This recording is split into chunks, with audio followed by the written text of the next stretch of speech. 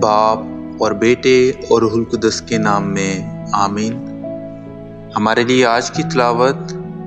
مقدس پولس رسول کا رومیوں کے نام خط، اس کا پہلا باب اور اس کی پہلی آیت سے۔ پولس کی طرف سے جو مسیح یسوع کا بندہ اور بلایا ہوا رسول ہے، اور جو خدا کی اس انجیل کے لیے مخصوص کیا گیا ہے جس کا وعدہ اس نے پہلے اپنے انبیاء کی معرفت پاک نوشتوں میں اپنے بیٹے کے حق میں کیا تھا، جو جسد کی نسبت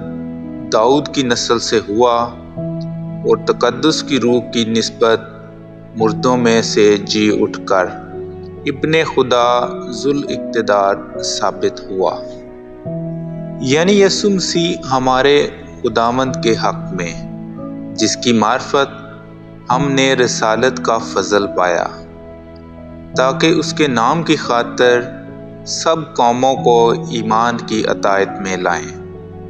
جن میں سے تم بھی یسوع مسیح کے بلائے ہوئے ہو، ان سب